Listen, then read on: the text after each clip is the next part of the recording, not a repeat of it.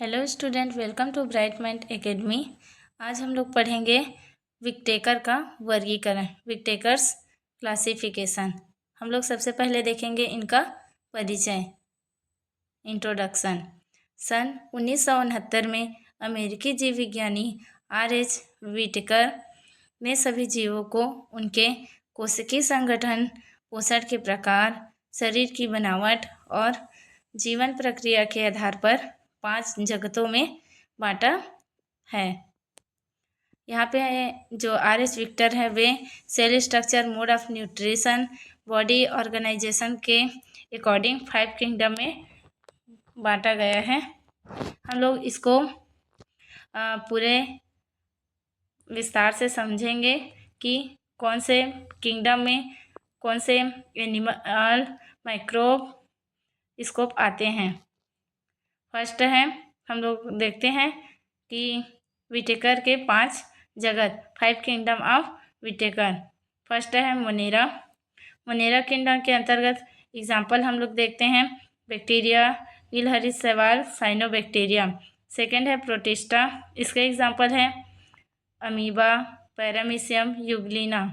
Third है fungi, east, mushroom, bread mould.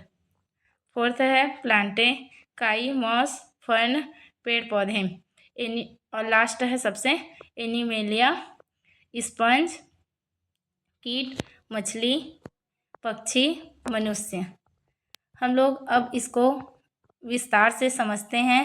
एक एक किंगडम को उनके क्या विशेषताएं होती हैं, उनमें कौन कौन से प्रजनन, पोषण और क्या क्या लक्षण होते हैं, ये हम लोग देखेंगे। उसके उदाहरण क्या क्या हो सकते हैं, इसको हम लोग पूरा विस्तार से समझेंगे। तो पहला किंगडम होता है हमारा मोनेरा किंगडम। इनकी कुछ मुख्य विशेषताएं। सभी जीव एक कोश की होते हैं। जो सब जीव होते हैं वे यूनिसेलुलर होते हैं। इनमें नाभिकीय झिल्ली, न्यूक्लियर मेम्ब्रेन नहीं होती है, इसलिए ये प्रोकैरियोटिक होते हैं। इसमें क्या है, न्यूक्लियर मेम्ब्रेन न होने की वजह से ये प्रोकैरियोटिक माइक्रोस्कोप के अंतर्गत आते हैं। इसमें पोषण स्वपोषी या परपोषी दोनों हो सकते हैं। स्वपोषी वे होते हैं, ऑटोट्रॉपिक वे होते हैं जो स्वयं खुद से फूड मेकिंग करते हैं, खाना बनाते हैं। और हेटेरोटॉपिक वो होते हैं जो दूसरों पे भोजन के लिए निर्भर होते हैं। और इसमें प्रजनन अलैंगिक होता है, रिप्रोडक्शन असेक्सुअल होता है। इसके उदाहरण देखते हैं बैक्टीरिया, साइनोबैक्टीरिया या नीलहरित शैवाल, ब्लू ग्रीन एल्गी भी कह सकते हैं। सेकेंड है प्रोटिस्टा। प्रोटिस्टा किंगडम के मुख्य विशेषताएं, ये यूकैरियोटिक होते हैं, यानी इनका नाभिकीय झिल्ली से घिरा होता है। जो पहले हम लोग देखें मोनेरा किंगडम, उसमें नाभिकीय झिल्ली, न्यूक्लियर मेम्ब्रेन नहीं होता है, इस वजह से वो प्रोकैरियोटिक होते हैं। लेकिन इसमें नाभिकीय झिल्ली से घिरा होता है, इस वजह से ये यूकैरियोटिक माइक्रोस्कोप के अंतर्गत, माइक्रोस्म के अंतर्गत आते हैं। अधिकतर एक कोशिकी होते हैं। ये भी क्या होते हैं, यूनिसेलुलर होते हैं। इनमें पशु और पौधे दोनों जैसे लक्षण मिलते हैं। पोषण स्वपोषी जैसे यूग्लिना और परपोषी जैसे अमीबा। जो यूग्लिना होती है वे खुद से भोजन बनाने का काम करती है, और जो अमीबा होते हैं वे दूसरों पे भोजन के लिए निर्भर रहते हैं। इसके उदाहरण देखते हैं। पहला है अमीबा, पैरामीशियम, यूग्लिना। इसी प्रकार हम लोग आगे बढ़ते हुए फंजाई, तीसरा किंगडम के बारे में पढ़ेंगे। फंजाई की मुख्य विशेषताएं क्या क्या है ये देखेंगे। ये यूकैरियोटिक और अधिकतर बहुकोशिकीय होते हैं। जो फंजाई होते हैं ये यूकैरियोटिक और मल्टी सेलुलर होते हैं, लेकिन इसमें ईस्ट को छोड़कर ये चीज़ें पाई जाती हैं। इनमें क्लोरोफिल नहीं होता है, ये परपोषी होते हैं, हेटेरोटॉपिक होते हैं।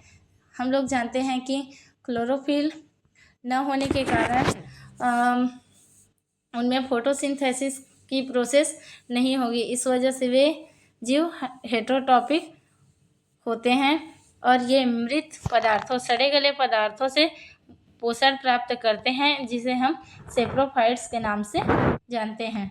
इसके कुछ उदाहरण इस प्रकार हैं: ईस्ट, मशरूम, ब्रेड मोल्ड। चौथा हम लोग देखेंगे किंगडम, वो है प्लांटे किंगडम। प्लांटे किंगडम की कुछ मुख्य विशेषताएं: ये मल्टीसेलुलर और यूकैरियोटिक होते हैं। इनमें क्लोरोफिल होता है, जिससे ये स्वपोषी होते हैं। अब यहाँ पे हम लोग देखते हैं कि इसमें क्लोरोफिल पाया जाता है, और क्लोरोफिल में फोटोसिंथेसिस होता है। इस वजह से वे फूड मेकिंग का काम करते हैं। इस वजह से ये क्या होते हैं, ऑटोट्रॉपिक होते हैं। इनकी कोशिका भित्ति जो सेल मेम्ब्रेन होती है, वे सेलुलोज से बनी हुई होती है, और इसमें रिप्रोडक्शन सेक्सुअल और असेक्सुअल दोनों ही प्रकार से होते हैं।